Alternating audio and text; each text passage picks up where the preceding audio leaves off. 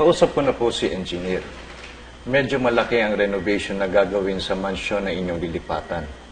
Napabayan kasi ng caretaker. Maghihintay po kayo ng ilang linggo bago kayo makalipat. What about the property in Mandaluyong? Doon nakatira si Allison ngayon. I'm also checking your property sa Santa Rosa and Antipolo too. Okay, kung hindi pwede yung mga yon, kahit na condo unit na lamang, yung malaki I want you to get some quotations. Yes, Mr. Vergara. I'll go ahead, sir.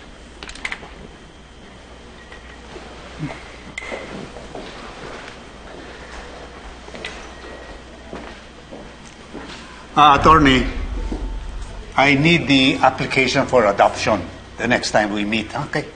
So it's true. Aampunin niyo nga ang anak ng babaeng yan. Allison, don't address her like that. May pangalan si Luisa. Kahit na mahirap, I was willing na tanggapin sila sa pamilya natin. Dahil wala na akong magagawa doon. Pero para ampunin niyo pa ang anak niya, that's too much, Lolo. It's like you're telling me na balang araw I have to give up the company para sa magiging ampun ninyo. Eh, ano pa nga ba? It's not as if you have children. And whose fault is that? I had a chance, Lolo, na magkaroon ng sariling pamilya noon. But I had to give it up. And for what? Allison, wala kaming interes sa kumpanya mo. Yan naman palagi ang sinasabi mo na ayaw mo ng pera, na wala kang pakialam sa mana, pero nandyan ka pa rin. Pumapayag ka sa gustong mangyari ni Lolo. Allison, I thought you were different.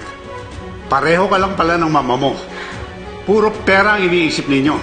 Kaya ngayon, mas gugustuhin ko pang ibigay lahat ng mga ari-ariin ko sa mga taong hindi lang pera ang hanap sa akin. Pinagbalik ko ang buhay ko para ipagpatuloy ang kumpanyang sinimulan ninyo.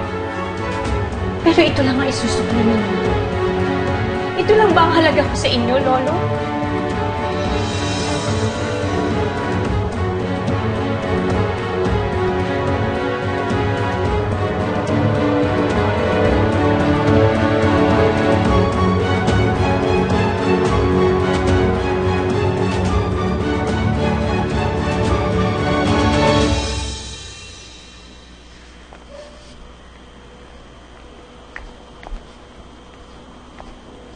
Did you talk to your lolo? Mukhang hindi maganda kinalabasan ng pag-uusap niyo. This is all your fault, Ma. Dahil sa pakikialam mo, mas lalo tayo nagmumukhang kontrabida sa mga mata ni Lolo. At least, I'm doing something. Well, you better make sure na hindi na yan papalpak. Dahil the more na kinakalaban mo si Luisa, the more na kinakampihan siya ni Lolo. At tayo ang nawawalan.